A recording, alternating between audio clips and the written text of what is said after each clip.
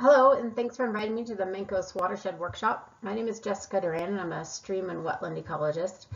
This presentation was built by my coworker, Mark Beardsley, and covers the importance of beavers through time and the relatively recent shift in the restoration community and beyond that's bringing beavers back to the forefront.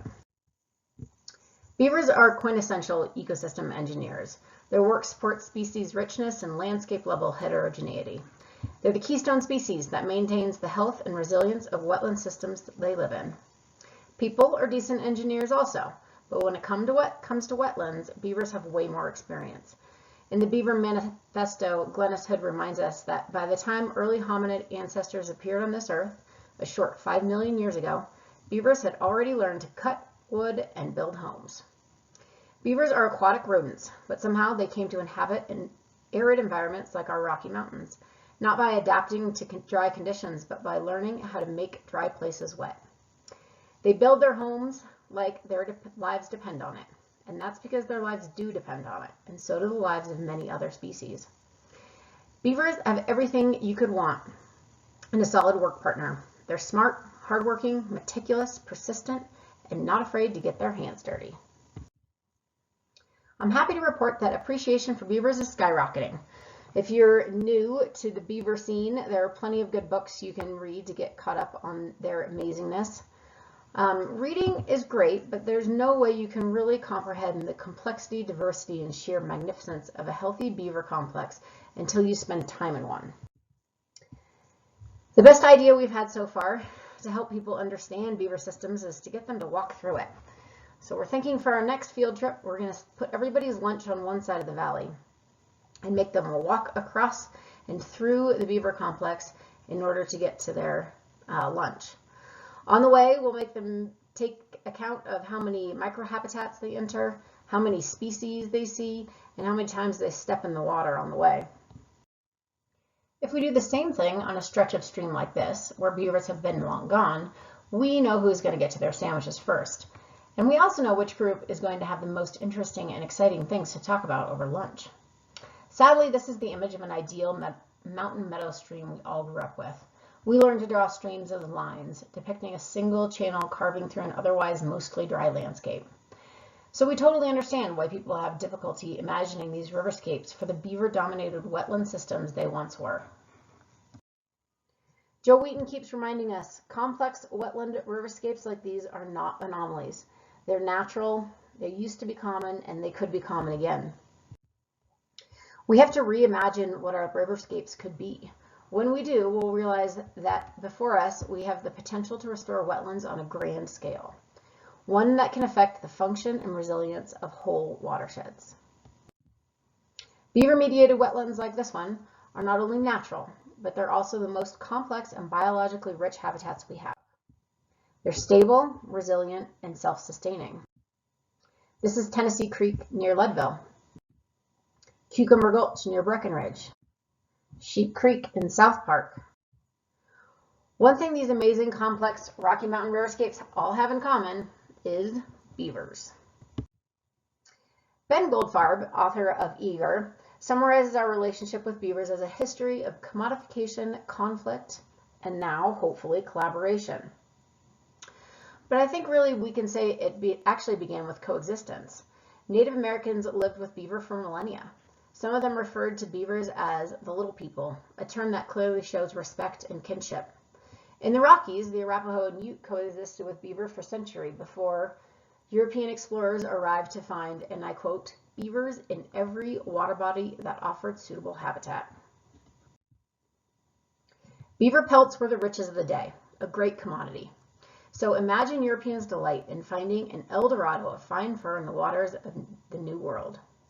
News from the explorers traveled fast among the people who knew beavers not as wetland ecosystem engineers or keystone species, but as the finest source of fur for making felt. They didn't think of beavers as little people. What they saw in them were hats. The days of mountain men and fur trappers are highly romanticized. But the other side of the coin is a massive global industry led by few monopolistic companies that only had one thing in mind: to extract beaver fur and ship it across the sea by the most expedient and efficient means possible. and they did a thorough job of it. By the 1830s, Rocky Mountain states were considered fully tropped out. The fur trade dwindled after that, in part because of a shift in fashion, but also because they ran out of beavers. Enos Mills was one of several writers to lament the disappearance of millions of beaver ponds that graced America's wilds at the time the first settlers came. He also wrote about a rich alluvial soils that beavers left in their legacy of dried out valley bottom wetlands. By the 1870s, nearly all the rich valleys were settled and converted to hard-working ranch lands. When few surviving beavers returned to the scene, they found their former habitats dried out and occupied by the one species that could probably outcompete them, Homo sapiens. People became used to the simple single-thread channels that their streams had become, and we've worked hard to keep them that way. We've mostly forgotten that natural riverscapes full of beavers, what they looked like. It's called shifting baseline syndrome, or generational amnesia.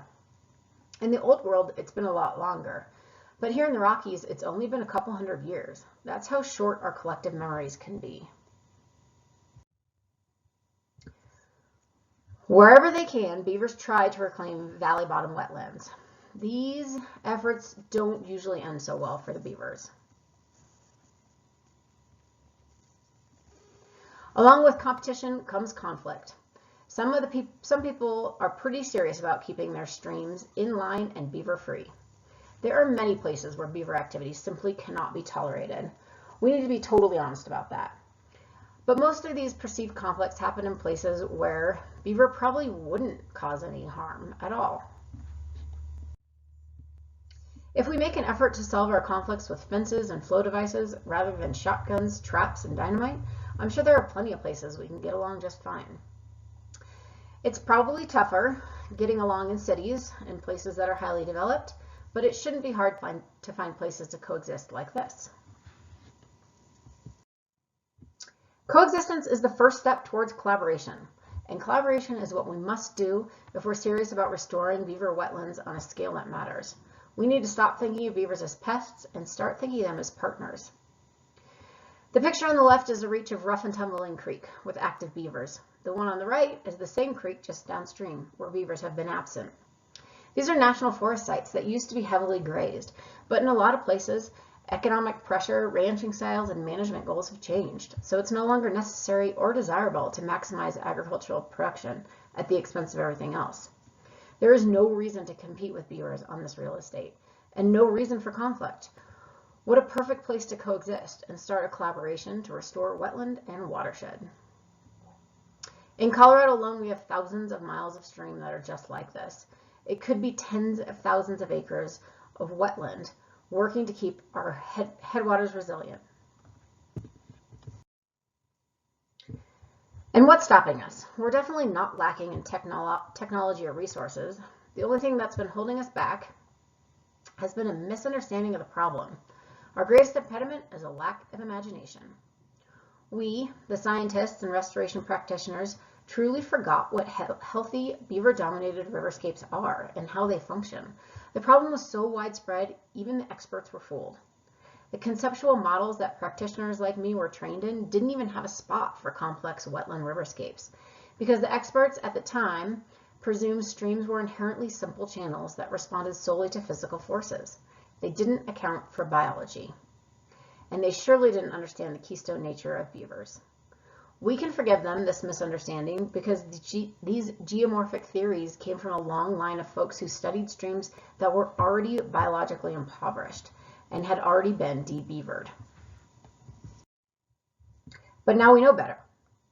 Biologically complex antibranching streams are not strange anomalies, and biological factors like wood and beaver are often critical drivers of stream form and function. Lena Polvey and Ellen Wool studied Rocky Mountain alluvial valleys and determined that complex antibranching streams, like the one on the left, likely dominated for most of the Holocene after the Ice Age glaciers retreated. Simple incised single-thread channels, like the one on the right, didn't show up until about 200 years later. Uncoincidentally, that's right when people turned from coexisting to commodifying and competing with beavers. New scientific models of stream evolution show that wetland systems like beaver complexes are the natural pre-disturbance condition in most alluvial valleys. The condition we see so commonly today, one where incised channels bisect mostly dry floodplain terraces, are often the result of human disturbance. You know, like the extirpation of the keystone species. Brian Kluwer and Colin Thorne's 2013 stream evolution model makes that clear. The anastomosing wetland beaver complex on the left is stage 0. The incised single thread channel on the right evolved to stage 1 or 3 due to prolonged absence of beaver. This is important because biologically complex stage 0 riverscapes are wetlands, and those wetlands get dried and simplified when they become incised channels. As wetland scientists, we can appreciate the hydrological, ecological, and habitat functions that are lost when this happens. The pies on this chart show the level of habitat and ecosystem benefits that go with each stage.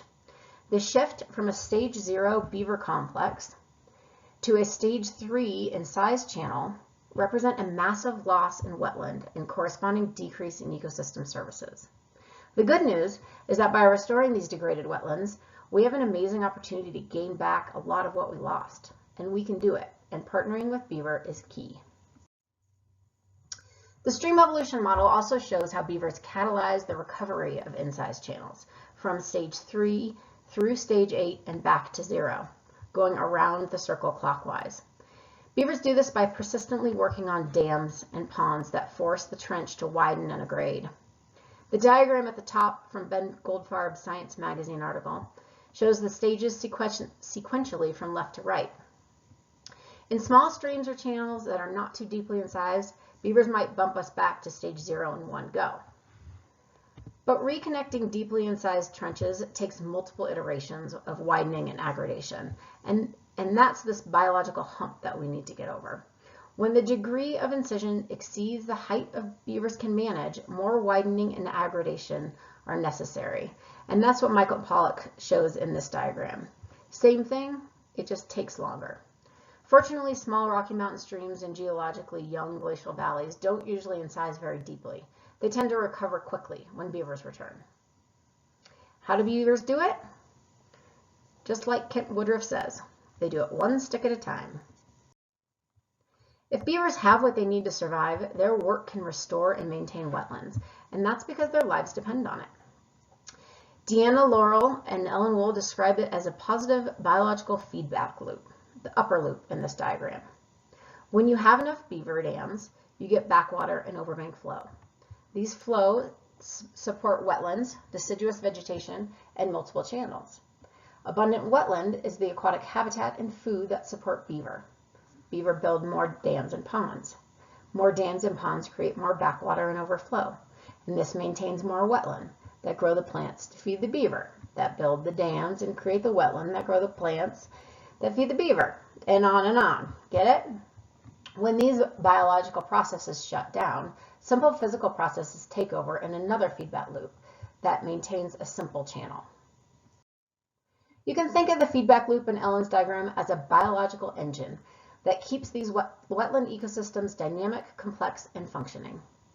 It's an ecological machine, and the cool thing is that as long as all the parts are there, it can function completely on its own.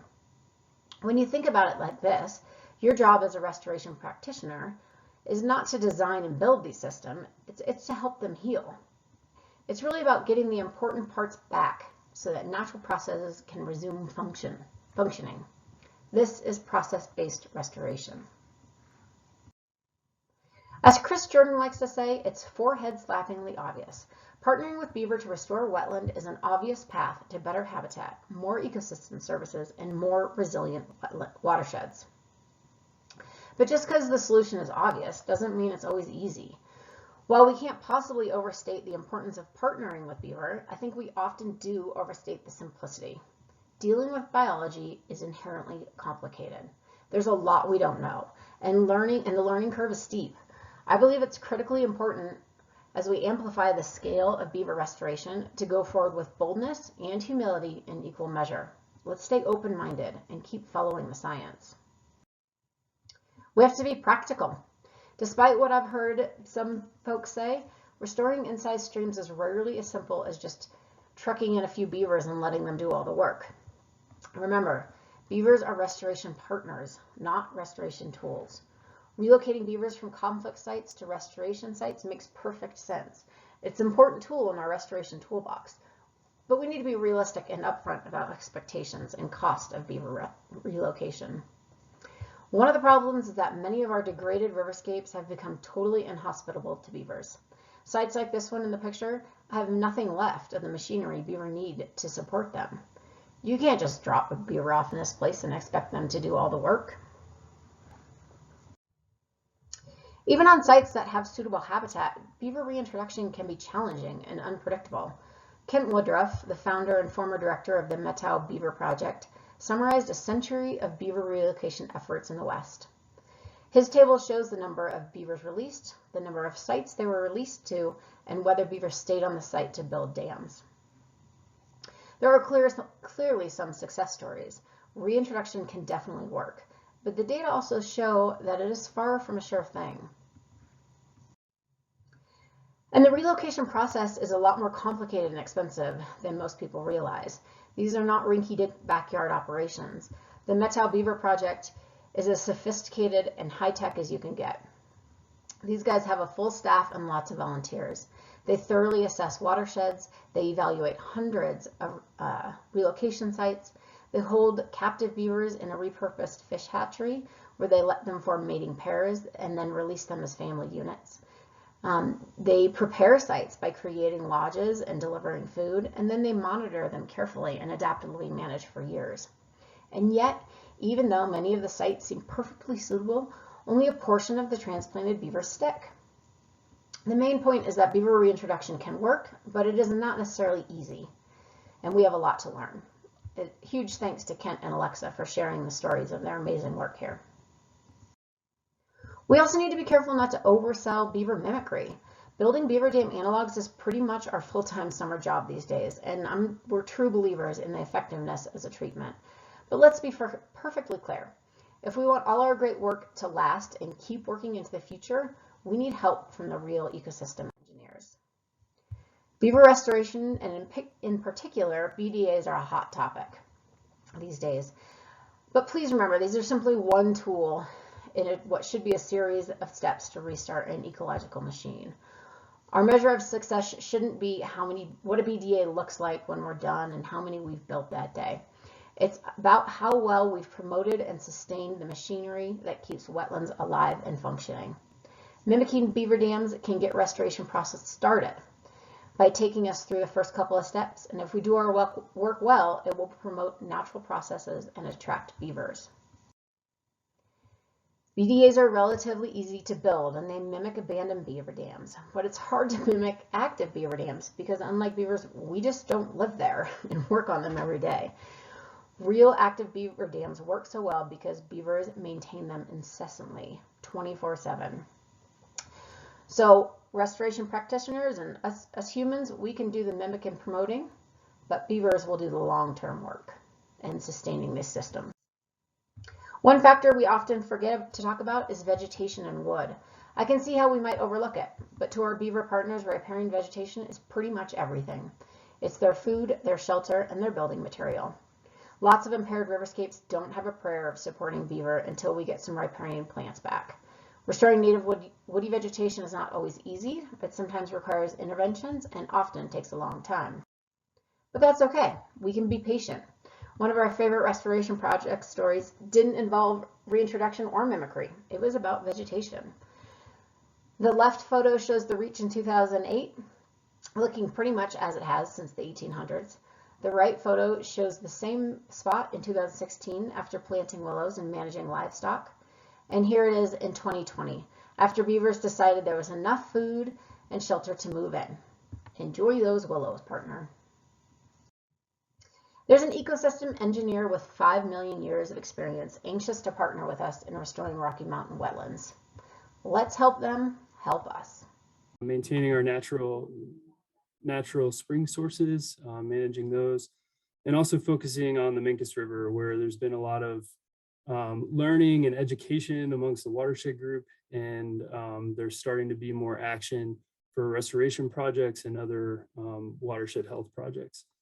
And I'm going to share today a presentation with you here, just kind of giving kind of a background of our reach in the park, and also of the project and kind of steps for the future. Did that slide change for y'all? No, it didn't. Okay. Okay, you're not. Let's see here. Okay. Yeah, are you seeing slide number 2 now? Got it. Yeah. Excellent. Thank you. So Mesa Verde National Park owns the west side of an area of the Mancos River. We refer to it as the Upper Mancos River Canyon. This is south of all private land in the Mancos Valley, and it's north of our neighbors to the south, the Ute Mountain Tribe.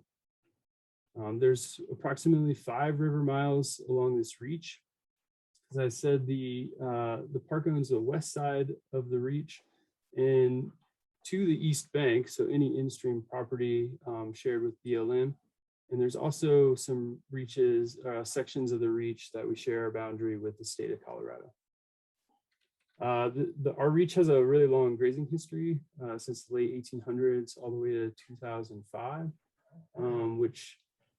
which we feel like has impacts on the vegetation composition, and maybe some incision in tributaries and in the stream channel. This is, as I mentioned, we're downstream from all private land, which means we're also downstream from all agricultural pullouts in the Mancos Valley. There's approximately 11,300 irrigated acres in the Mancos Valley. And that kind of leaves us downstream with an altered flow regime, and that's pretty heavily dewatered. In 2002, there was an anecdotal report of having very extremely low flows, which were, I believe, guesstimated at 1/4 CFS. And no flow events where the park's reach of the river kind of has flow cease, flow has stopped moving through the reach, has been reported in 2018, 2020, and there's likely more events that haven't been documented. The fish population status is not in very good health. Since the Bircher fire in 2000, the fish population really struggled with sedimentation coming into the river. We feel like maybe it has bounced back from the Bircher fire. However, recent surveys have shown that we don't have our 3 species of native 3 species fish and desert fish, warm water fish. And we were only able to find this spring a few individuals of speckled bass. And the one thing I want to emphasize is that summer conditions are pretty rough. It's kind of the peak of irrigating in the valley. And during drought years, like particularly the ones we've seen in the last 2 years, kind of creates pretty dire conditions along the reach. Just a quick overview, map credit here for Mountain Studies Institute. If you can see my cursor, this is the shared boundary that I'm talking about here in the Upper Mancos River Canyon. This is on the east boundary of Mesa Verde, and Ute Mountain Tribe to the south. As you can see, the river flows all the way down to the boundary and eventually ties in with the San Juan. And BLM here and our state parcel boundary here. Here's another just kind of quick map of the reach of Weber Mountain to the east. And here's the park. We call this the East Escarpment in the park, and the river flowing at that boundary. This is kind of early iteration project map. And this kind of shows our project reach that we're planning on implementing in November. There have been some changes made to this map, but as you can see, this is kind of a straight run here. We have this really nice floodplain with cottonwood galleries and willow stands. and then kind of another straight reach here at the end. This is our hydrograph from a USGS gauge that was active from 2006 to late 2015. As you can see, it fluctuates. The hydrograph fluctuates pretty heavily. We're looking at a summer runoff event, monsoonal event that peaked out at 2000 CFS in 2013. And then we're looking at really low flow here. And this would be summer of 2014. So in general, low flows in the summer periods, higher flows during early summer and late spring runoff times, and then kind of flashy monsoonal flows. Here's a picture of our lower section of the project. You can see some cottonwoods here, a nice kind of intact floodplain on this side. And there is a lot of a rock component to our reach coming down from different tributaries. This is kind of that straight run at the end. Here's a picture from that primary floodplain that I pointed out in our project reach. You can see kind of these taller, older cottonwoods. We do have some cottonwood recruitment. There is kind of this missing mid canopy layer, which could be a product of our grazing history.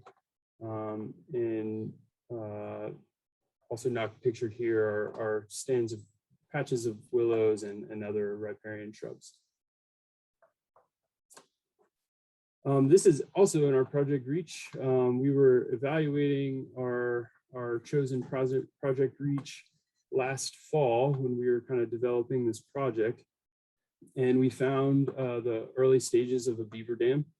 Here's Steve here. This is Jeff Folds from NRCS, who's no longer in the area, and Helen Mary Johnson from BLM, who's also no longer working in the area. But we were happy to see that beaver were in our reach in developing this beaver dam here. And as you can see, this is right behind the beaver dam. This is the backwaters from the beaver dam. This is a fall period, and you can see that kind of slow moving, deep pool backwaters behind that natural beaver dam. And the beaver dam got bigger. It's been getting bigger and bigger. Here you can see it's added some wood, whether it's natural accumulation or the beaver's been actively adding. We have seen fresh signs more recently this year. And I have a trail cam on the beaver dam, and this was the first picture. I actually just found this picture today, checking some photo data cards, and this was the first picture I'd captured two beavers in one image. Typically, they've been coming at night. Here you can see they were in the reach around 5:30. So we do know that beavers are active in our reach. We know of other larger beaver dam complexes to the north and south of our boundary. This was captured on the first night that I deployed my camera. As you can see, a mountain lion here. Also captured bear. This is a really active area. Every time I go down, there's tracks everywhere. Elk tracks. I have photos of elk tracks on our camera. So just a really active area. This is the dire conditions that I was referring to. These are pictures from Lizzie Scully, who owns property down closer to our southern boundary. But this is from 2020, July 2nd and July 7th. This is the river channel, and these are conditions that we're kind of facing in bad drought years. We're kind of resorting to isolated pools that, if we aren't getting sustained flows, will evaporate away. and we're looking at a pretty dry channel. And this can vary. Obviously, this isn't every year. This is 2020 is kind of a pretty exceptional drought that the past 2 years that we've been in. And so this is a pretty dire. These are pretty dire photos, kind of rough conditions down here on our southern end. And here's some charts. On the left here, we have the records from that USGS gauge that I showed the hydrograph for. This is showing our lowest daily mean and our annual 7-day minimum flows. And then the yellow line here is from a 2005 R2 cross assessment conducted by Colorado Division of Wildlife. They basically evaluated the minimum in-stream flows for sustaining a healthy riparian ecosystem. They calculated that during the months of June through February, that minimum in-stream flow is 2.3 CFS. As you can see, we're the 7-day minimum here in the blue. We're not, during this time period when the gauge was active, we didn't really drop below that line. We did on a couple days, a couple of the lowest daily mean days. But as you can see, from 2012 through 2014, we just kind of bottom out. So three years in a row here where we're our 7-day minimum is well below that minimum in-stream flow. On the right is the Palmer Drought Severity Index for the same time period. So these can be looked at together.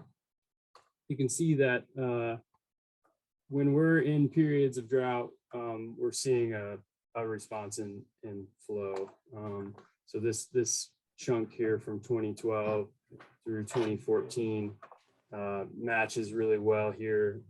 There's clearly a correlation with drought and minimum flows. So how did we get to starting to think about implementing a restoration project here? There's been a lot of data collection conducted on our reach of the Mancos River. Our inventory and monitoring program has been collecting water quality data and macroinvertebrate data, along with a lot of other physical characteristics. We've had many interns over the years spend time conducting riparian vegetation inventories and surveys, mapping historic terraces, mapping pools, and other features. And then we also have a recording stage gauge where we can see water levels in cross sections of the river. And also we have groundwater piezometers and groundwater monitoring wells. We can keep track of groundwater levels in our floodplains. And it can kind of show us a frequency of overbank flows. Other things that have occurred leading up to this are a lot of non-native invasive plant treatments. A big treatment of Russian olive and tamarisk pretty much removed our large cedar trees and pretty much removed most olive and tamarisk. We don't see many anymore. That was conducted back in 2005. And we've been conducting Russian knapweed treatments down along the river for a number of years over the last decade. We also have been observing these conditions and observing conditions during these really extreme drought periods. We have developed an understanding that when we are in extreme drought, we're dealing with pretty severe low flow events.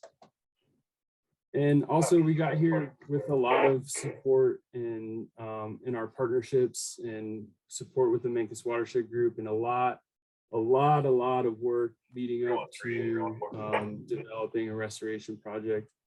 So lots of partner support and encouragement in developing the project.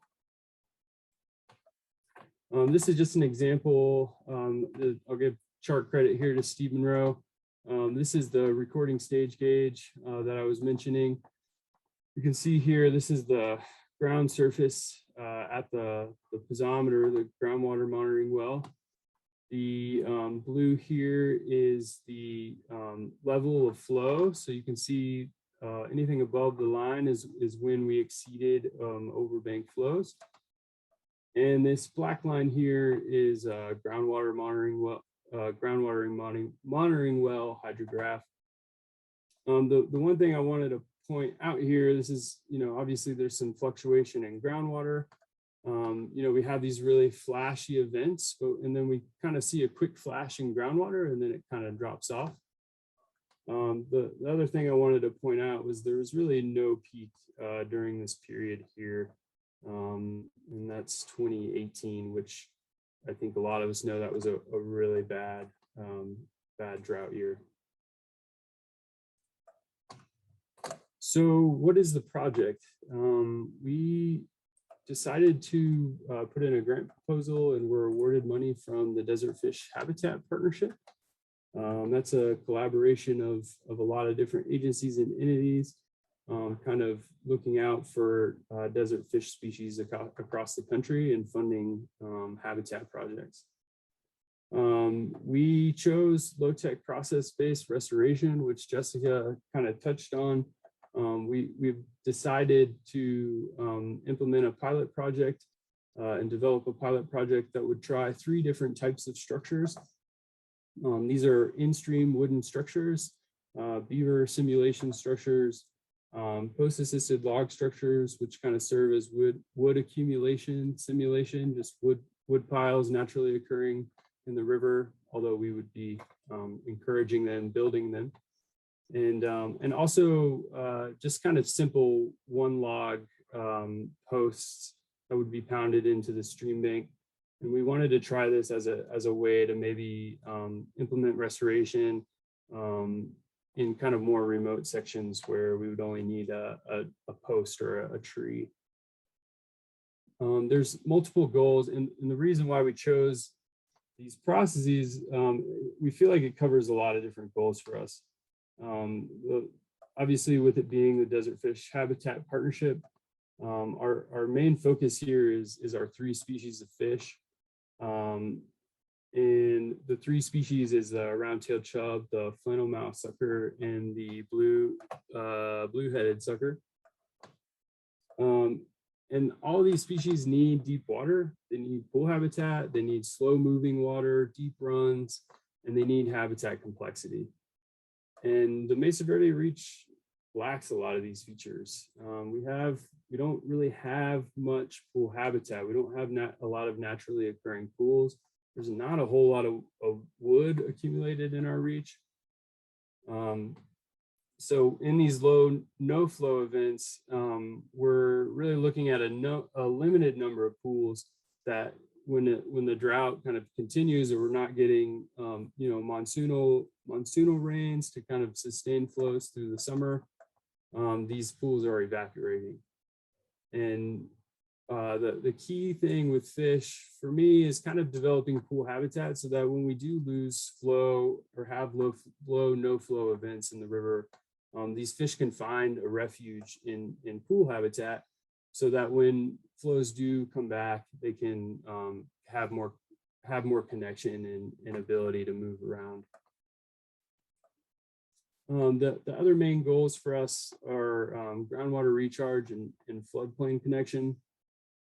Our riparian vegetation, willows and cottonwoods really rely on having accessible groundwater. And we're looking at a system that we feel like is pretty moderately incised. We don't have a lot of overbank flow events, and groundwater is trending downwards, especially in drought periods. Groundwater is dropping kind of in territory where it becomes harder for it to support our riparian vegetation component. And then also to support beaver, we have beaver activity. we've had a number of dams within our reach of the river. What we typically find is they build a dam, we get a high flow event, and the dam blows out. And we're hoping that kind of a series of structures, will kind of support one another, so that they can kind of sustain through high flow events. And also, we really kind of hope we can develop this kind of self-sustaining potential with beaver that Jessica was kind of speaking on. We feel lucky to have beaver active in the system, and we're hoping that they can kind of take what we develop and continue to maintain and develop and potentially occupy in this area. Why did other reasons why we chose low-tech process-based restoration? They're all natural processes. Wood accumulation and beaver are just natural things that occur within the Mancos River system. And we feel like they're very low risk. There's very low risk involved. We feel pretty confident this will have very little to no impact on downstream flows. And essentially we're just putting wood in the river, and we feel like this is a very low risk strategy for us. It's also very cheap, surprisingly cheap, and that's something I've kind of learned. Acquiring the equipment is important and expensive, but finding wood, we have a lot of fuels projects in the park, a lot of construction projects, and finding wood isn't a big challenge for us. Getting it down there has become more of a challenge for us, but it's part of it being a pilot project and this kind of learning from this experience. And like I said, we're kind of trying a diversity of structures to know what's effective and what works and what we might want to implement further. I wanted to share a quick thing. I mentioned that I was going through some trail camera photos. Can you see? Do you see a picture of the beaver dam now? Yes. Excellent.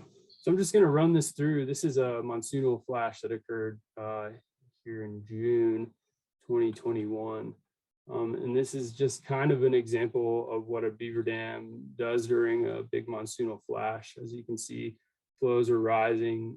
I didn't check what the discharge was on this day, but the dam is raising water. We're getting some overbank flows, and as you can see, wood is starting to come down.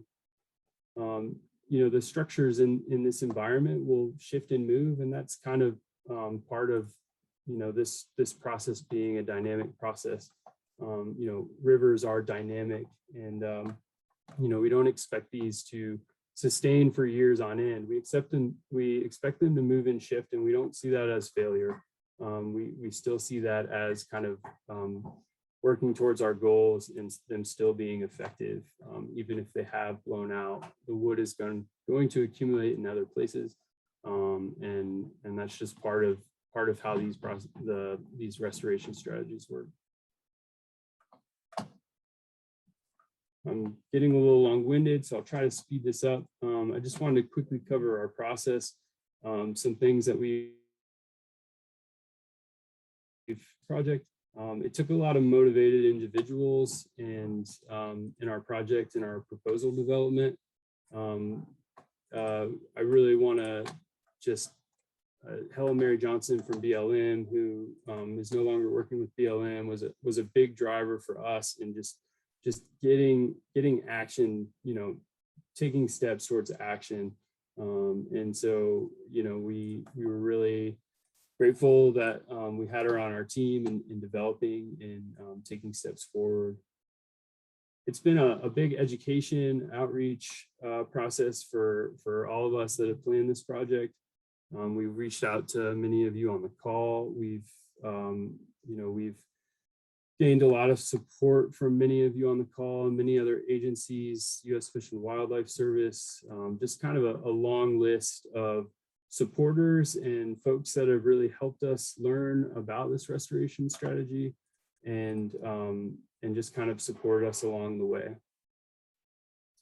We've had consultation with Scott Cheverdian out of Utah State, which has been very valuable in kind of looking at our project design and kind of understanding these processes, and having him in the field and looking at our reach together was super valuable. Currently, we're processing a very large wood pile that is from a roads project that has occurred on Mesa Verde. We're bucking down wood debris into piles and posts, and we're starting to transport those materials down to the river. Our permitting status has been delayed for a number of reasons, and I'll kind of touch on that later. But the big permit is with the Army Corps. In implementation, I'm inviting all of you to come help us on implementation days. If you have any interest in coming to build these in-stream wood structures, please let me know. I'd love to get your name on a list and kind of schedule you in as we kind of look towards these November 9th through 12th implementation days. And if there's still more work the following week on November 16th through the 20th. It's kind of all hands on deck, and there's a lot of work to be done. And we've developed a pretty nice, thorough monitoring plan. Steve Monroe and Scott Cheverdian and Derek Shook from NPS Water Resource Division and myself, we really want to make sure we're we know how effective what's occurring in with these structures in the system, and ensure that we're not having a negative impact that we're definitely not expecting. But we're trying to observe it, learn from it, and just understand what's going on once we have implemented these structures. What have we learned? I have learned to scale back my expectations, and I was really excited when this all kind of started to build these huge beaver dams and get overbank flows and just kind of have this instant gratification. And I've been learning more and more from folks that do this a lot that I need to kind of scale back. It's more of a kick in the right direction. It's kind of stimulating these natural processes, not so much instant gratification. But over time, we really feel like we'll have good success, and we'll begin to see a lot of positive changes. I've also learned that the permitting is not as straightforward. The one hang up that I really regret was that we had a consult kind of after we developed our permit, and this has caused a lot of modifications that have been really time consuming as our plans have changed. So I think in hindsight, I wish we had consultation earlier in the process, and then kind of developed a permit to kind of avoid the need for modifications. I've also really learned that this in early project planning, I really thought of it as a fixed thing, and I've really learned that this is kind of like a random and dynamic strategy, trying different things and trying different sizes and different placements of structures is really going to be a way for us to learn thoroughly how what the impacts are and the effects of the structures.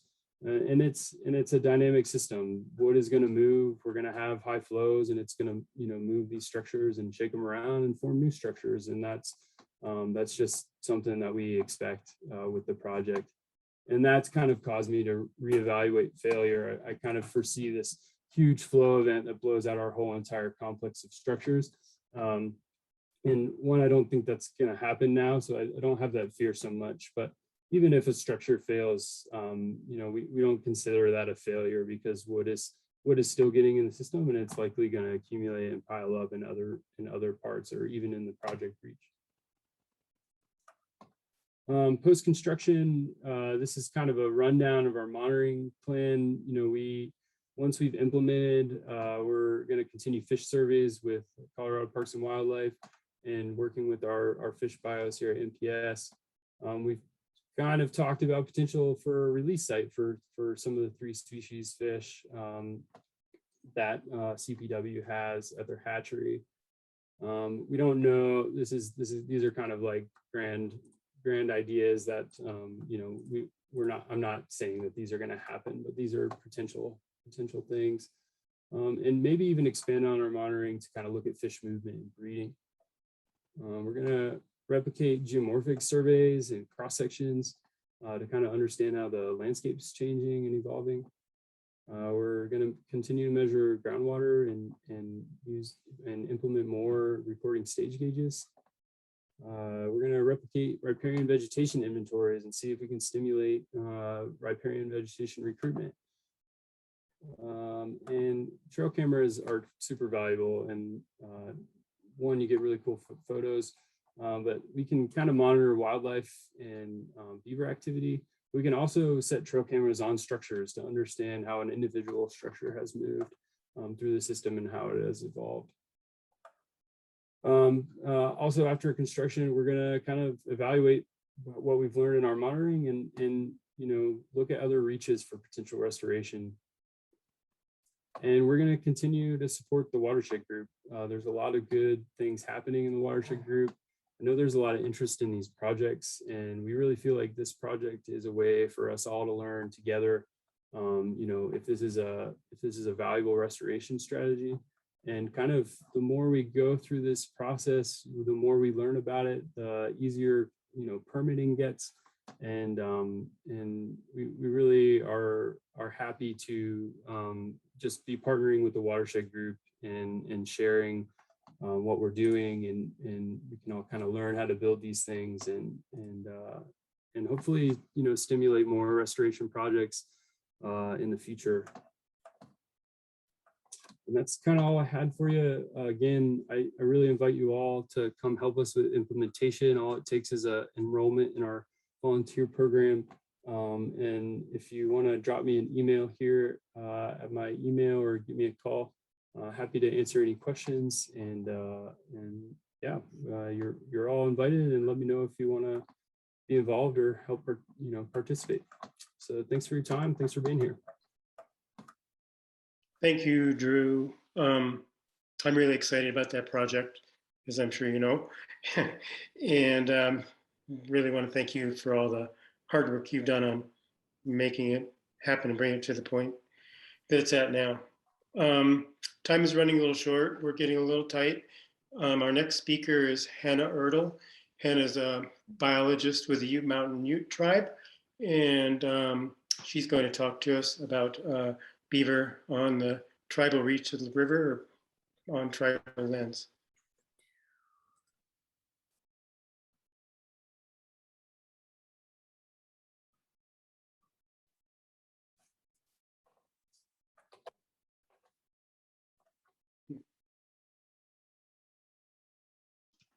Sorry, folks. Can you guys see my presentation? Yeah, I can see it, Hannah. Okay, excellent. Well, thanks so much for having me today. I know you were originally promised Colin, who has been here for around 15 years now working on the Mancos and probably knows infinitely more about the river and the beaver that we have on it than I do. But I'll share what I've learned in the last 2 years since I started working here with the tribe. And just a little bit of trivia for you all. Beaver in Ute is Pah-Weech, which means water knife. So I always think of these little guys as water knives, which is really fun because they totally are. So what I wanted to start with was kind of an overview of the Mancos, and I'll warn you, my presentation is going to seem extremely brief compared to the last two. But the tribe has over 70 miles of Mancos River, which is a lot, right? And half of that is in the tribal park, which is mostly managed for cattle grazing, tourism, and cultural and ecological resources. You know, the tribe, we really don't have we don't have any grazing management on the tribal lands, which makes it really challenging. to work with, along the Mancos with improving or preserving ecological resources, because there is a lot of vegetation that's impacted by cattle grazing that is unmanaged. We also have low flows, just like Drew went over. I mean, we meet him at the southern boundary of the park. So if he gets low flows, we certainly get low flows. And the Mancos on tribal lands is not perennial, right? We lose out in what we call the middle Mancos. Is, by the end of the summer season, that's pretty much where the water dries up. So we do have low flows, and land management have really created some very incised channels in the Mancos River on tribal lands.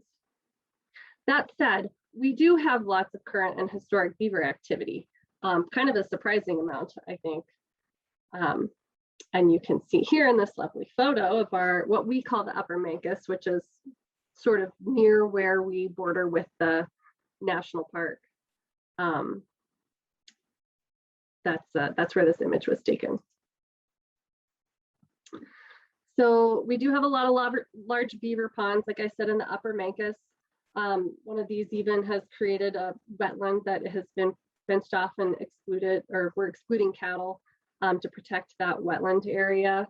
And obviously, areas where we have larger beaver dams, we just have a lot more biodiversity than our drier areas downstream. We do have numerous other beaver dams and small ponds throughout the tribal park, but the largest ones are where Weber comes in, near the northeast corner of tribal land. And this image is actually, I know Drew before was talking about desert fish surveys, and so we have done desert fish surveys for many years with Parks and Wildlife and some of their other partners. We were out there this spring with Parks and Wildlife and BLM, and it was a fun day getting out there and shocking. So historically, beaver management on tribal lands included, the tribal government going out and destroying the dams. And even recently, I have spoken with people who are in our natural resources division and who recommended that we go out and destroy beaver dams. And so that approach is still really widely accepted by many tribal members and livestock producers as the appropriate way to deal with beavers. And our goal as the department is to, moving forward, it's to communicate with tribal members and our livestock producers about beaver ecology and the benefits beaver bring and how they increase biodiversity and they actually retain water. And many of our current and future restoration plans are actually to restore ecological processes, including beavers. So we want these guys here. Fortunately, they are around. We have lots of beaver activity, and we want to encourage that rather than go out like they did in the good old days and blow out beaver dams. So some of the things we're doing right now to kind of help facilitate that goal. We have recently installed flow meters above and below some of our beaver dams, and those flow meters are showing pretty similar flow rates on both sides of the large dams. Colin would have that data for you, but I do not. We're also looking at doing like youth bio blitzes, maybe in our wetland areas that are created by beavers, and then downstream where we have a more incised channel and little or no beaver activity, and just showing the difference of biodiversity. Or using community restoration projects as a venue to discuss the benefits of beaver. And we're also thinking about potentially developing wells, like water wells for livestock water use, because one of the major conflicts is that ranchers would believe that the beaver is essentially their dams are preventing water from getting to their cattle. So if we develop water sources downstream from, say, a water well, and we can water the cattle, then it would reduce the conflict. And I would love to hear any of your other ideas about how to effectively communicate and what sort of benefits to tout to ranchers about why we want beavers on tribal lands. It's something that we talk about a lot as ecologists, but ranchers definitely have a very different opinion than we do, I think, on having beaver on their property and where they're running their livestock. So with that, this is really the end of it. I just wanted to say that we do have, I think we have a bright future in the projects that we have going on. These two photos were taken in a project site that we are doing tamarisk removal and herbaceous weed control and revegetation with native riparian plants this fall. And this is both historic and recent beaver activity at this site. So they have been there in the past. There's critters running around there now. And hopefully if we can continue along with Canyon with our restoration efforts to get rid of the tamarisk and encourage the growth of native cottonwood and willow trees, then we can encourage those beavers to stay and keep damming up our river. So that's really all I have for you. Keeping it short and sweet today. And if you have any questions, please feel free to throw them in the chat. Thanks, Hannah. Thank you so much for all the good and hard work you're doing. Let's see, moving along, our last speaker is Jackie Corday. Jackie previously was the lead for CPW's statewide water resources section. And now she's working independently on a whole wide myriad of projects. I'm sure I can't keep track of them all, but there are many. And during the past year, I've had the pleasure of working with Jackie as a member of the newly formed Colorado Beaver Working Group. So Jackie, go ahead. Thank you for being here. Great. Thanks, Steve. I want to make sure everybody can see my screen. Did it work, the screen sharing? Yes, got it. Great. Okay. I just wanted to take a moment to tell you some of my background on why and how I got so involved in this bigger topic of watershed restoration via low-tech process-based restoration. So while I was head of the CPW's water resources section, this came to my attention in a couple of different ways, in particular during the drought of 2018, as you've already heard that was a tough water year. And whenever there's tough water years, people tend to look at beaver dams and think about, well, that may be holding my water up behind that beaver dam, and I want it down here on my field. So that was one issue that I needed to research. And then just this whole science of low-tech process-based restoration had been brought to CPW's attention through the annual wetland grant program. Brian Sullivan is ahead of that program. He's the statewide wetland coordinator. And it's generally about $1.5 million a year in grants to restore streams and wetlands. And so more and more projects started to come into the application process that used low-tech process-based restoration techniques. And so our division was asked to just look at that and see, is there any issues or concerns there? So I started doing a lot of research from the perspective first of the science, wanting to understand all of the benefits from the ecological benefits, and then also needing to understand the water rights issues. So that's what my talk is going to be focused on, is the water rights. So what is the issue? I think that's the first question that to ask, is what is the issue with water rights in the Western states with the prior appropriation doctrine? Because this is not an issue back in the East or in the Midwest, where they have the riparian doctrine. And in those places, process-based restoration is also just starting to get going, and the water rights are not the issue, but they are in the western states where every drop of water is measured and accounted for. So the issue is, first off, it just looks different. So this is picture here is of a typical approach that you might have seen certainly 20 years ago, even 10 years ago, with doing like cross veins, putting boulders and logs in the stream to try to focus the water's energy down the center of the stream. It's basically keeping the stream the same single channel, but trying to increase the habitat complexity with rocks and boulders. So this doesn't change anything on the hydrograph. Everything keeps moving down and it looks the same as pretty much as it did before.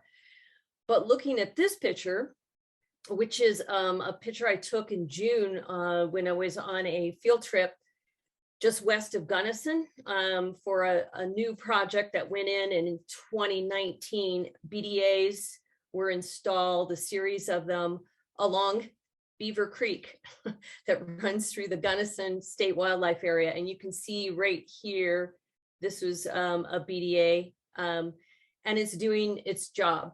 A wood accumulation, and beavers moved in and they started falling the trees, and the water starts spreading. So that right there, that just looks different. Hydrologically, that looks different. So this next slide is basically about typically, and I put the quotes around typically, what are the hydrologic effects of process-based restoration type of projects? So you can get attenuated flow in two different stages.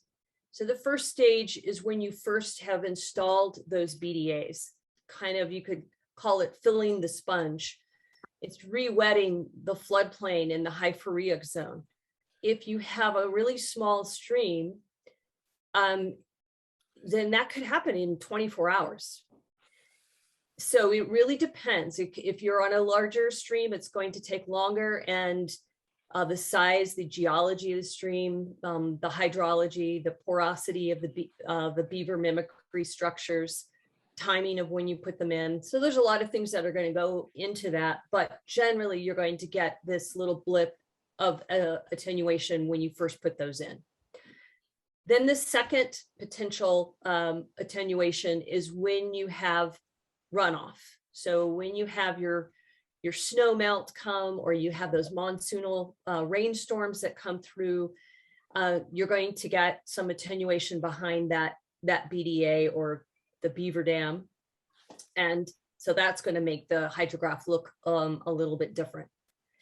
And oftentimes you might get increased base flows. So we're hearing of stories come out of different Rocky Mountain states, like there's some great stories out of Idaho and Utah where ranchers were seeing incredible benefits on their ranch when their stream was restored with process-based restoration, and they would see a stream that maybe many decades ago was perennial, and it transitioned to intermittent as it got more in size, deeper and deeper. And then when it got restored and it came from that incised back out to a reconnected floodplain, they saw it be perennial again. So that's a really exciting thing. So you're going to, but that may not be the case everywhere. So again, that's why I say it's typical. And so this is just an approximation of what a flashy hydrograph looks like, and maybe what different versions of are some attenuated natural hydrographs, because the floodplain is functioning and connected. So what does that look like above and below? And these slides, this was a great slide created by Utah State University professor Joe Wheaton to show what's going on the surface. So here is your degraded incised stream running through this valley, and your water is basically all in that one single channel. And then with a series of BDAs that were installed, and then beavers coming in a couple of years later and building on top of those BDAs, this is what you get. Beaver ponds and other connections that used to be there. Because if you look at this picture right here, you can see historically that was all riparian vegetation. It was all hydrologically connected. There was a lot of little side channels. So here you're seeing a couple years later those coming back. And that's one of the great benefits that Jessica was talking about, is having this connection and restoring the natural hydrology. And this is what it looks like down below. So if this was what's happening on top, there's a lot happening below. It's also exciting. And that is, you're getting that floodplain completely re-wetted. The hyphoreic zone becomes really big once again, instead of this little area when it's disconnected in size channel. So you're getting these things: increased surface water, groundwater recharge. And so you're getting riparian vegetation being restored. Those factors can lead to more evaporation from the increased surface water and from the riparian veg. And so the question that people will ask, all right, if you do typically get some attenuation of flows and you do get increased riparian vegetation and surface water and increased ET, does that translate to harm to water rights? Those are the two big questions. So I do want to mention that there is one study out of Montana State University.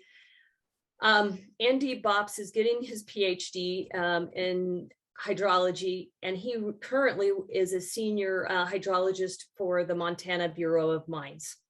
And he was very interested in trying to understand what happens to the hydrograph. Is there change that you could see and measure from that increase in ET? And so he used some very sophisticated equipment to be able to measure the increase of ET that happens with a 25% increase in riparian veg.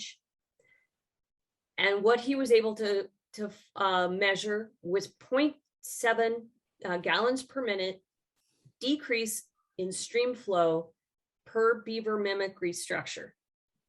So he said it was very hard to measure, as far as you had to have this expensive equipment to do it, because just a stream gauge wasn't going to pick this 0.7 gallons per minute up. And so this will be a great study to have published. He's still in the process. He's submitted his transcript. It's, as I understand from him, it's still going back and forth. But this is the kind of science that's important to understand, and to have this kind of science project going on, so that we can understand, does it change the hydrograph at the stream gauge, which is where water rights are measured, at the stream gauge, or not? And so this is one study showing, well, with this study, it showed that you weren't going to be able to measure it at the stream gauge. It was too small an amount. Let's see. My next slide is, okay. All of the Western states are thinking about BDAs. Different states have come up with different policies, because there are these concerns that are raised about water rights. And so different divisions of water resources in different states have taken different approaches. In Colorado, that's the one that I'm going to address now. So when I was at Colorado Parks and Wildlife, I looked at a series of letters that were written by the DWR from 2016 to 2019. And these letters were in response to a request to DWR to review stream projects. So the requests generally came from the Army Corps of Engineers. They said to DWR, hey, we're reviewing this 404 permit for a significantly big restoration project, and we want you to review it to see if you have any concerns with water rights. So their CPW had also requested some of those letters, and a county, Boulder County, had also requested one. So I looked at those letters, and this was some language that was consistent throughout those letters that I looked at. The stream restoration projects were not objectionable to DWR, meaning they didn't have problems from a water rights perspective. If the project will not result in expansion of the riparian wetland area beyond the historical footprint. And I'll go into what that means in another slide.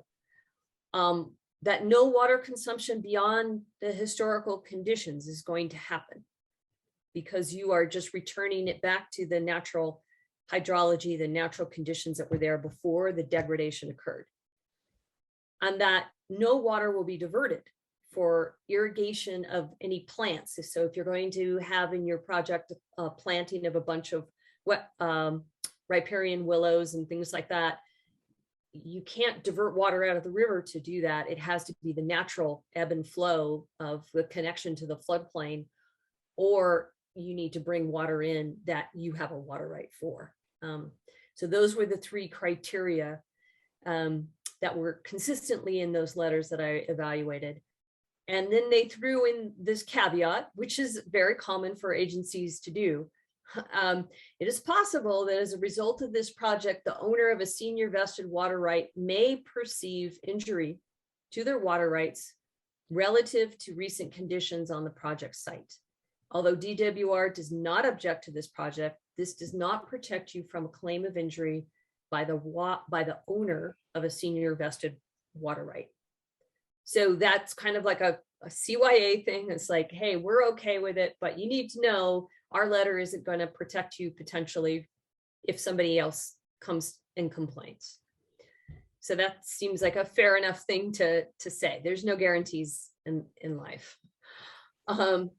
So I put this in, highlighted it, that this approach, this historical footprint test that we've dubbed it, is on pause as they continue to evaluate the issue. There's a lot of information that I think is going to be coming over these next few years. There's a lot of demonstration projects, a lot of pilot projects happen throughout the state. And I think that's important. It's important that we acknowledge that there is legitimacy to a potential concern about water rights impacts, and that we need to acknowledge that, and we need to monitor for that and make sure that we're not impacting those water rights.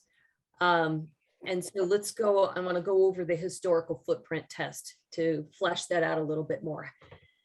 This is a really great photograph that Mark Beardsley had in one of his presentations. And it shows the highway running through South Park, and a section of the river, and I don't know which branch of South Platte this is, but you can see that it's in good, healthy shape, basically sinuating back and forth, and the whole area is wet and the riparian vegetation is alive. You come over onto this side of the highway and you can see it's all been grazed off a long time ago. But you can see the historical footprint. I drew these red lines on here to show between these red lines, you can see in this aerial photo where it used to be. You can see right there was a side channel. You can see a side channel right through here. You can just see that different color used to look like this. So historical footprint can be shown by photos. If your damage went way back, maybe into the 1800s, and you're not going to have a reference photo, then you can look at reference reaches of similar streams, valleys, and wetlands. You can do geological testing, soil profiles. And there's a lot of information in the Colorado Natural Heritage Program's historical wetlands areas mapping tool is another place that you might be able to look. But this is how you can show, hey, we're just looking to restore this stream back to what it was historically. So this next slide is thinking about, after doing all that research on the science and the water rights issues, I wanted to come up with some practical suggestions for people who kept coming to me to say, well, what do we do now? Should we keep moving forward with this work? And my response has always been, absolutely. I am convinced after doing all the research that this is an incredibly important tool for Colorado to help increase the resiliency to drought and wildfires. And that it's so important because it's scalable. The scale of the problem is massive. As Jess mentioned, we've got thousands of miles of rivers that are degraded. So we have a scale that's massive. We have to have a solution that's scalable. And because low-tech PBR can be done anywhere from $25,000 per mile to about 100,000, that's like a fraction of what it costs to come in with the heavy equipment, which costs generally more like around 900,000 an acre, which is not scalable. I'm sorry, $900,000 per mile is a figure that I had heard from a lot of consultants that I asked. So I think it's a really important strategy that we move forward with. So I came up with some suggestions on, well, how do you reduce your risk of having any water rights conflicts or having flooding conflicts with beavers coming back in a location that's going to cause problems. So first bullet there is utilize the concepts of the historical footprint test. So that's why I wanted to go over that and have you understand that. Even though that may be on pause with DWR at the moment, it is the last thing that they've offered in writing. It is those series of letters that states that test. So it's the last thing that's been in writing. And so therefore it makes sense to follow that, that test. Second bullet there is choose these factors with real care, the location. Look for opportunities and places that minimize risk of conflicts with water rights and flooding from beavers. For example, upper watersheds above reservoirs and diversions is naturally a great place. In the Maine Coast, you may not have that as an option. You guys are working down below. So that's fine because these other bullets get at that, which is the design. Aim for porous structures that allow plenty of flow to go through so they don't look like they're so tight, watertight that they're damming everything up, but they catch sediment and they do allow for pooling in that reconnection to the floodplain. Be careful about the timing of your installation. Don't do it when there's almost no flow during the summer months. Do it when there's some flow so you're not going to, while you're filling up that sponge, you're not going to cut off the water. And then this last bullet is super important for wherever you work. Engagement, a lot of collaboration with partners, transparency, who would potentially be concerned, include them, or at least address their concerns. And that sounds like, you know, the approach that you guys have taken with the Mancos project in the national park. Since we're short on time, I'm going to go to just a couple of other slides. This is how we've been talking about the benefits of restoring stream via process-based restoration. Multiple benefits of ecosystem services for people and improved ecology for nature. So we talk about water security, improved water quality, attenuating the snowpack and storm flows is really important as climate change continues to make it more challenging, less snowpack, hotter summers, lower flows. So those are just some of the ways that we've been messaging it. This picture is a slide from Jeremy Myastis at NRCS, who's a real PBR champion. And he created this slide, and I think it just says more than anything else. You don't need a lot of water to work with. I mean, look at that. That's not even one CFS probably trickling down that sad looking dry gully. And after time with process-based restoration, that's what it looks like now. And I think, everybody can see that and say, that makes more sense for everybody, people and wildlife. And the last thing I want to touch on is beaver specifically.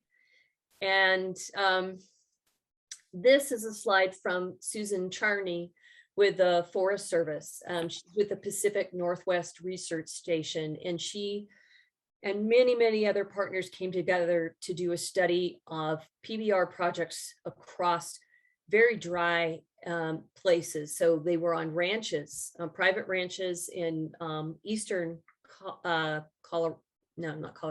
eastern Washington, eastern Oregon, Nevada, and Idaho, I believe. And basically what they wanted to understand from the rancher's perspective is, when do beaver benefits outweigh the beaver negatives? Because you have to acknowledge the beaver negatives. You have to acknowledge that they're going to plug up culverts. You have to acknowledge that they may start flooding areas where you don't necessarily want them to. And so what they were able to find is that as long as you dealt with the negatives by coexistence measures, that's going to outweigh, the benefits are going to outweigh those negatives. So that was really important social science work that they did to say, when you're thinking about how and where to do these projects, make sure you think that through. Because if you can maybe in advance address if there's going to be any negatives, downsides to the beaver being there, and you think that through in advance, you can make sure that those benefits outweigh the negatives. And here's from the ranchers' perspectives what the benefits were: higher groundwater table, improved stream flows, increased water ponding that's available for their livestock, forage, increased forage. Was really important to them. And so they basically were saying, we see the challenges, but we see that the benefits are much higher, and we want to keep encouraging this work. So the last slide that I want to talk about is because Steve asked me to make sure to address both the legal issues of BDAs versus beavers. Because when I was at CPW, I had to research both, and it's important to think of them separately and do the analysis, the legal analysis separately. The analysis is similar, but it's different. It's a clear line that beaver mimicry structures that, I'm sorry, let me start again. It's clear that beaver are a natural stream condition that water rights take subject to. That is not necessarily the case with beaver mimicry structures, because those are placed in the stream by people, whereas beaver are a natural part of the system, and their beaver dams are part of that. And so water rights take subject to those. So what is the statute that's at issue here? It's CRS 3792-5027. The state engineer has the power and the duty to issue orders so that the streams of the state may be kept clear of unnecessary dams or other obstructions, which may restrict or impede the flow of water to water users of the state. So when you read through that carefully and you think that through, there's no question that DWR has authority to order removal of beaver dams from ditches, canals, or other man-made structures. There's no question that the statutes support that. There's no question that the law allows them to order removal of man-made dams in streams in some circumstances. And that's why with beaver mimicry structures, you don't want it to be a dam. You want it to be this thing that helps catch and temporarily slow down the water. And then sediment can build up naturally behind it, but you don't want it to be a solid dam. But this does not give them authority to order removal of beaver dams from natural streams. And the argument is that the statute refers to man-made unnecessary dams or structures, not naturally made beaver dams. And that is, as you know, attorneys can disagree and argue back and forth, and so can water engineers and conservationists, water conservationists. So I want to make sure you understand that this is my research that I did and came to this conclusion while I was at CPW. I certainly did get help from the AG's office in making this analysis, but I don't want to hold this out as this is the end all and be all of the law, but that's where I believe that it should be. And it has not been challenged in court. There's no court case settling this issue to make it black and white. But so I think it still goes back to the tips that I gave, the suggestions for how do you reduce your risk. And I will stop there because I know that we want to have time for questions. Great. Thank you, Jackie. Lots of helpful information and insights there. Before we move on to questions and answers, I asked Duncan Rose, who's with Dolores River Anglers, to talk with us briefly for a minute or two about a project he has initiated this past year. So I see Duncan there. Thank you, Duncan. Hey, Steve, I know we're running late and conflicting with another opportunity that a lot of folks may want to see too with climate change. Very quickly, I'll keep it under 2 hours. I really appreciate the presentations that have been made, been extremely useful.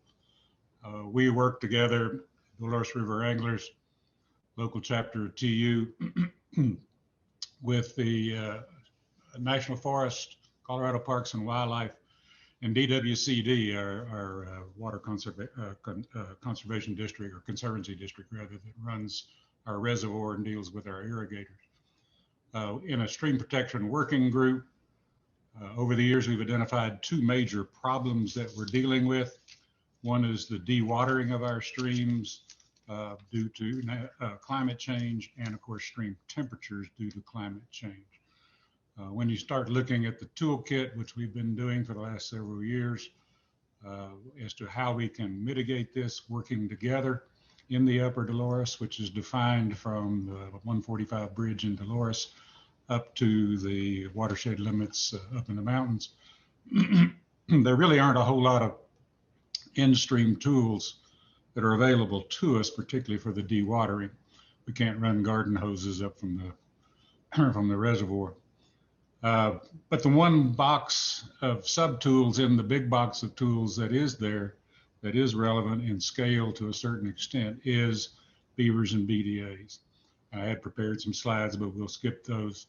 25 words or less, we have 13 streams that are our high priority streams that we think will survive climate change based on a 3-year climate change study that we did.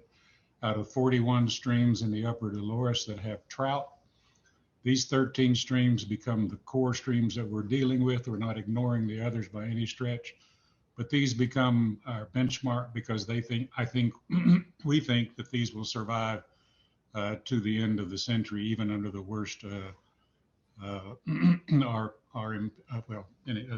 the worst projections in the climate models. And of course, then we've now moved in the spring to putting BDAs and SLSs, simple log structures, in combinations in various targeted areas.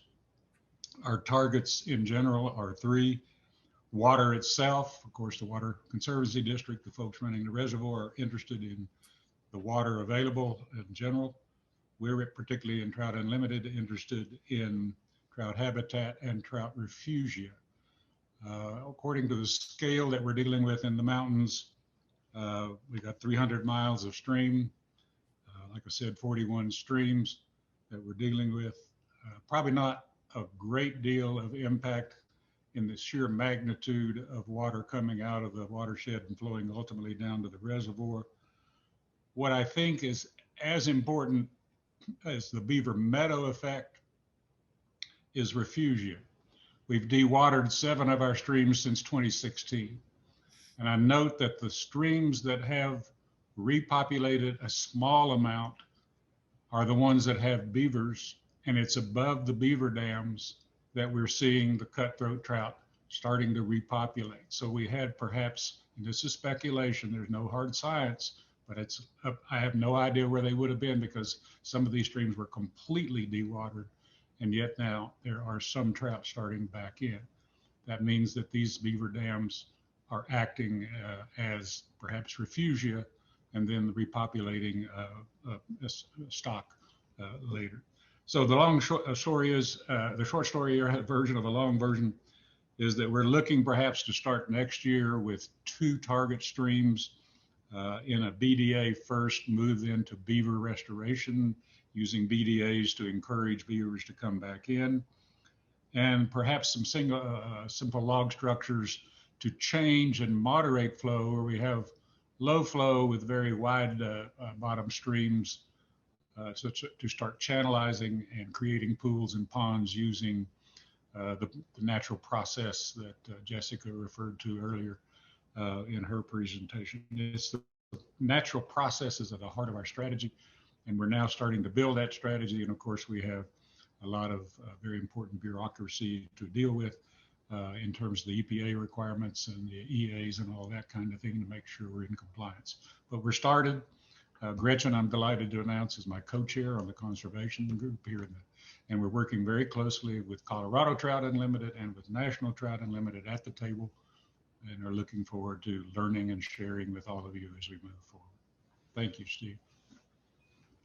Thank you, Duncan, and hopefully we'll find more time soon to look at your slides and talk more about your project. Let's see, Gretchen, do you have the questions, Gretchen? And can you ask the questions that you've seen in the chat? Sure. We only had a couple come through, but the first one was for Jessica. And it was just simply, could she explain the term backwater from her presentation? Yeah, for sure. And I think Drew actually did a great job of showing a slide and that had backwater in it. And he was using that term also, but it's basically that slow moving water upstream of a beaver pond. And sometimes it's within kind of that wetted perimeter that was there, like in a simple channel, but oftentimes it'll expand. And if you're working in an area where beavers, there's still a lot of evidence of past beaver activity, you can actually see as you build a BDA, you can see that backwater start to move into those old canals and or the footprint of the pond behind upstream of the dam. So Drew is right that a lot of times we need to be patient for these projects, but sometimes you can get some immediate gratification when you see that backwater actually kind of recover its the places it used to be when the beaver was active there.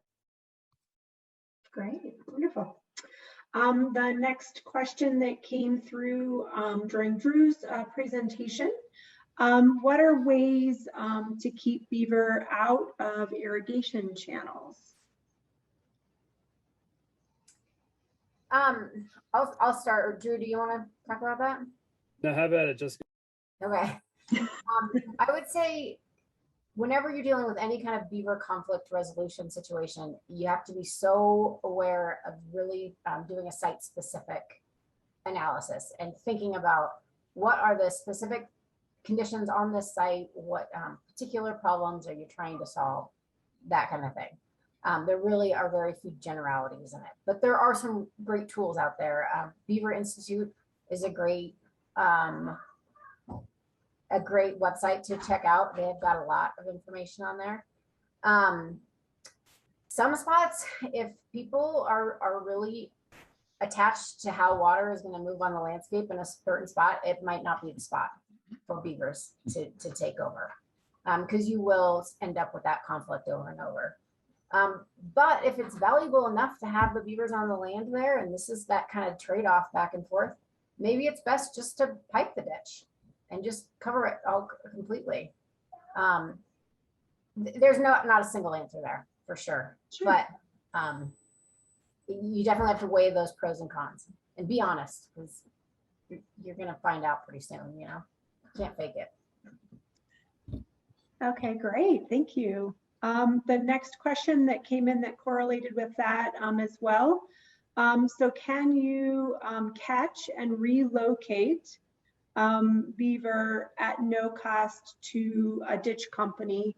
The explanation was sometimes it can be expensive, you know, to either trap or relocate beaver.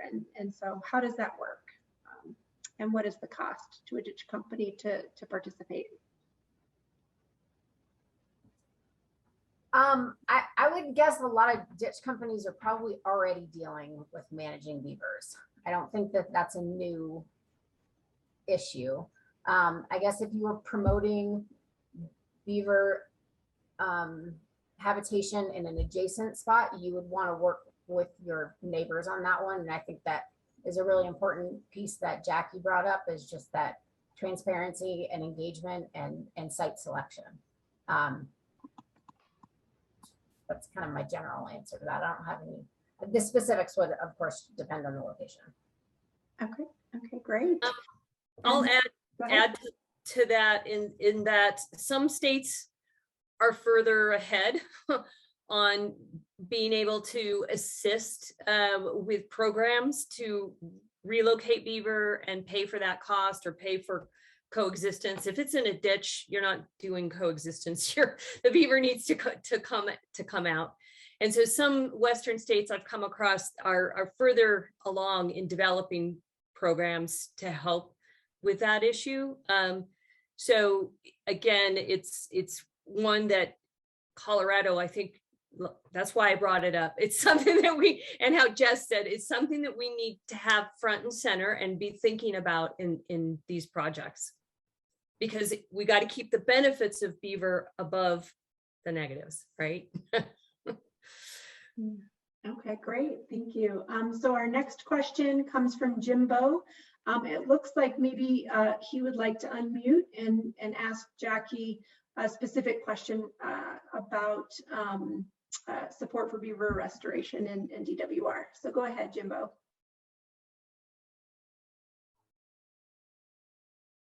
Oh, you're on mute.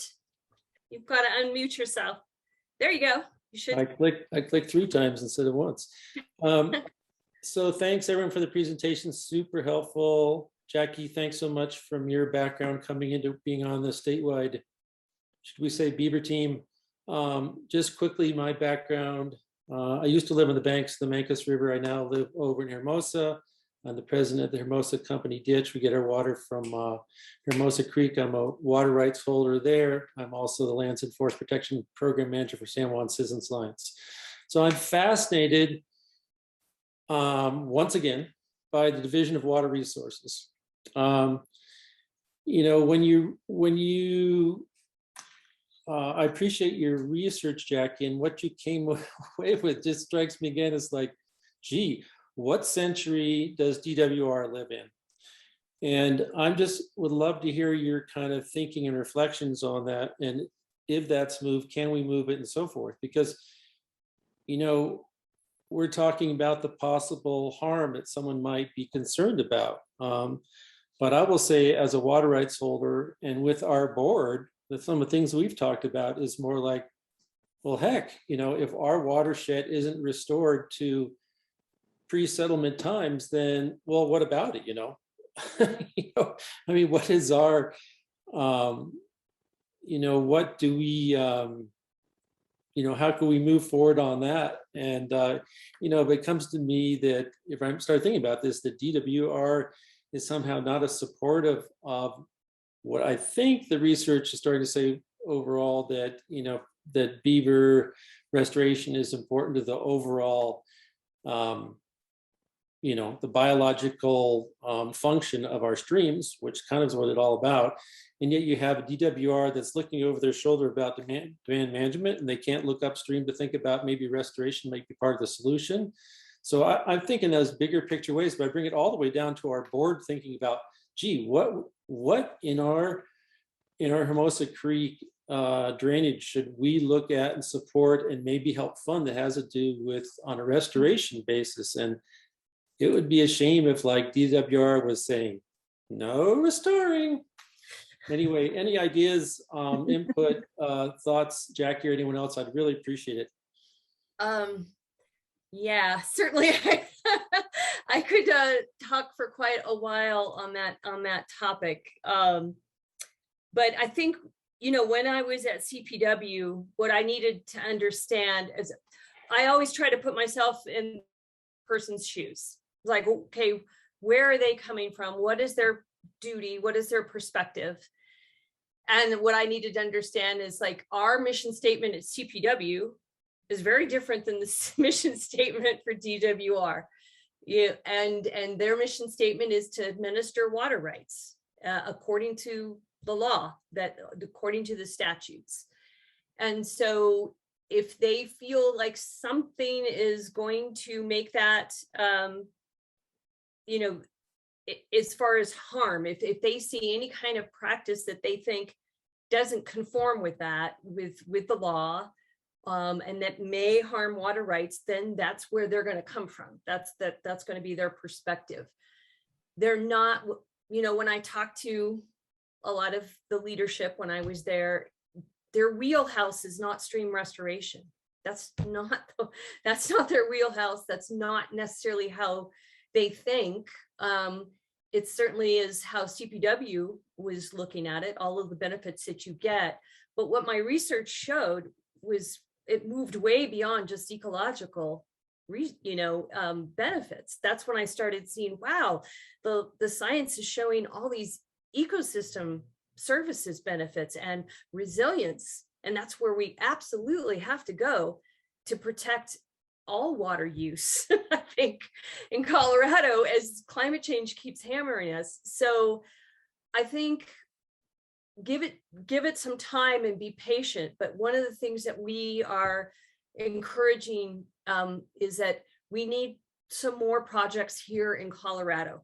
We need more demonstration projects to be able to show folks that may have concerns, here's projects in our own state, and here's what we're seeing. Here's what we're seeing the benefits are. Because a lot of this work started happening in other Western states first.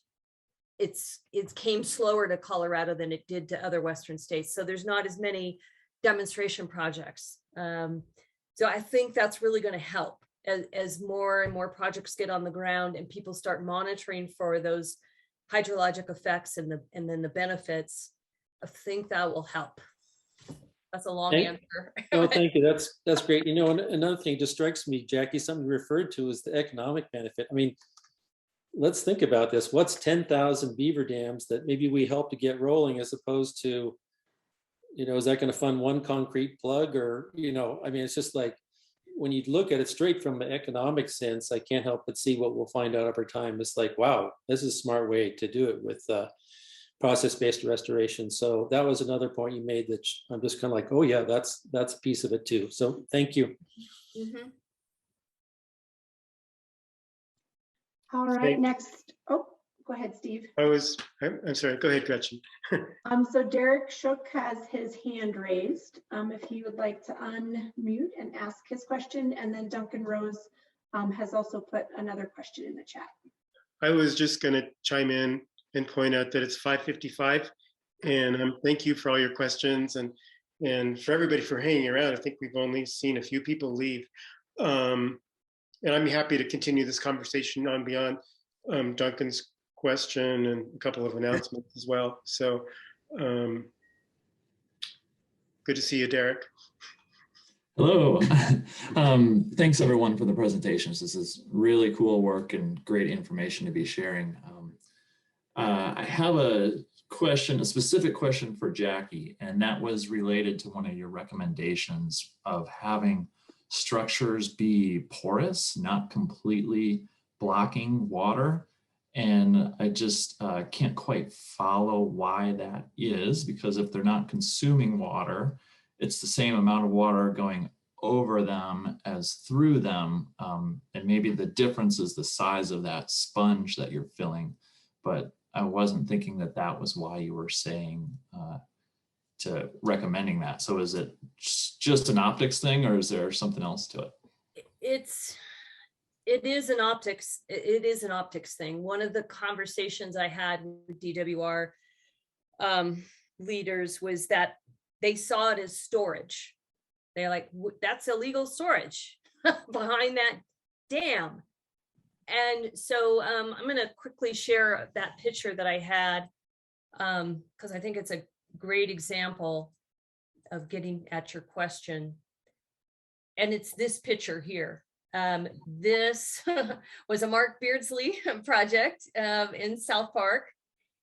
And I've seen BDAs that look way different than this, way more tight, watertight. And this is kind of water molecules lining up behind this and flowing through. Anybody who stood there and watched that, you could see there's just this slow attenuation. It's enough to allow for this water to back up and reconnect, but it doesn't look like a pond.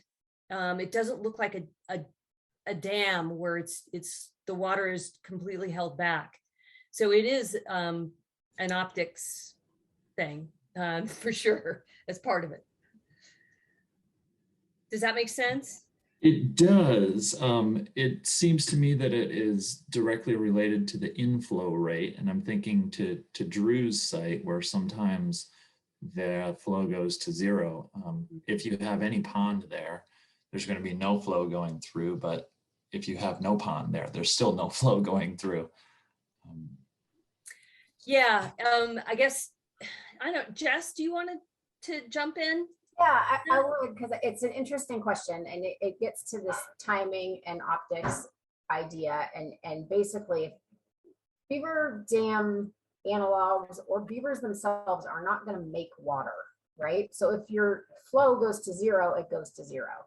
And your channel that flow is going through can either go dry completely, or it can have a pond there. Now, sometimes if you've got a dry channel, a pond, and a dry channel below, that looks bad, right? So, and people have I think it was somebody from Anabarrant Solutions out west, went through this exercise because the optics are challenging. And basically what they did is they determined the approximate volume of that pond. And then they told the landowner downstream, they said, okay, here's the size of your channel, and here's the slope of your land, and here's how much water is being held here. So we can breach that pond, and that water will flow through in the next 10, 15 minutes, and then your channel will be dry again. Like, is that what you're going for?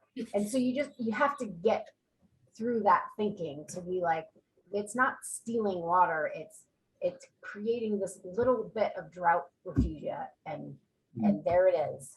But it's not taking from the system. But it's a hard optic. Mm-hmm. Mm-hmm. Sounds about right. Thank you to both of you.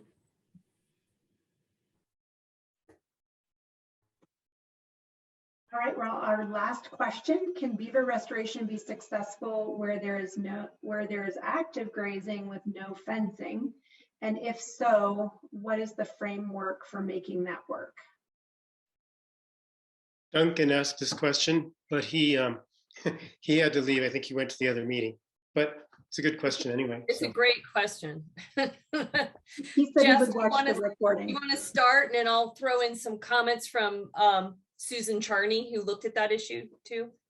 Yeah, and it's actually great timing, because we did a project earlier this year on a actively grazed piece of property. And the reality on that property is that the riparian vegetation is so far degraded that beavers won't come back to that site for a while, but we were building BDA style treatments to help that reconnect the hydrology, hopefully get that riparian vegetation going again.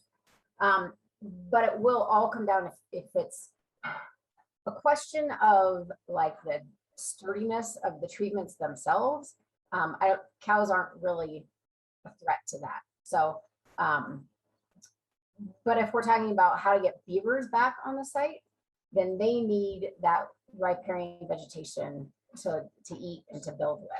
So then that is going to become the the determining factor is how much woody material is on site. And actually beavers eat a lot of herbaceous material in the summer also, but they need that woody for the overwinter.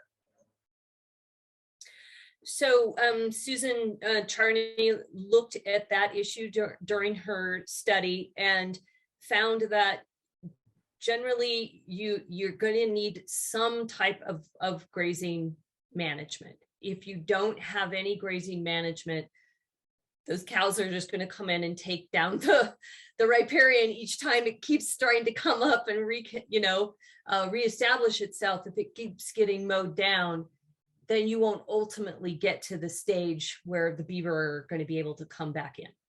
So she said that you need to work with landowners that are willing to at least look at some best management practices. And maybe that would be allowing the cattle to come down to some sections of the river, but not the entire sections where you're trying to restore. Or maybe it's providing other areas where they can get water. So that's another possibility. So they're not attracted to keep coming down into that riparian because they have easy access in another spot. There was a third thing that I know there was an approach to. Maybe the timing, like the duration of grazing. Exactly. It's range riders. That was the term that I wanted to come back to my mind. It was having range riders out and actively moving the cattle through. It's fine if they come down to the riparian and graze a bit and get their water, but that not just to let them stay, day after day after day and trample everything. So those are three strategies that would be kind of like in the best management toolbox.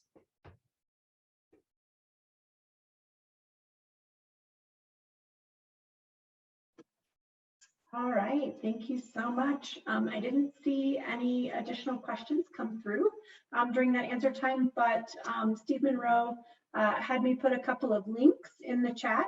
If you want to grab those, one is for the Colorado Beaver Working Group and one is for the Colorado Beaver Summit.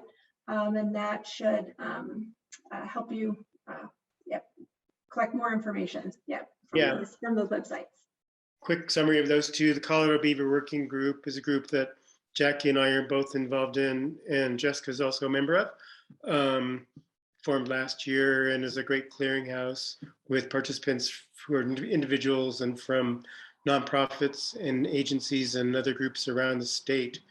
And a great resource, a new website that's been put up there providing information on beaver in Colorado. And the Colorado Beaver Summit is a conference that's scheduled for October that is going to be kind of a bigger, much larger version of our meeting today. So if you go to the website, you can get information about that one and join if you would like to learn more and hear more. So just thought I'd share those with everybody. I'll put in a really quick plug for the summit and that we have 2 case studies of ranchers that are going to be talking, one from Eastern Colorado and one from Idaho. One basically is, the title is How I Welcome Beaver to Stay on My Ranch. And the other one is How I Welcome Beaver Back to My Ranch. And so I'm really excited that we got these 2 speakers. So I think they give their presentations on October 21st. Great. Well, I think that's about it, unless anybody has any more questions or thoughts or anything to share. But I would just like to say thank you to those who spoke, and thank you for everybody else for their questions and for being here. So. Thank you, Steve. Thanks for organizing this, you guys. This was great. Mm-hmm. Thank you. Thank you, everybody. Bye.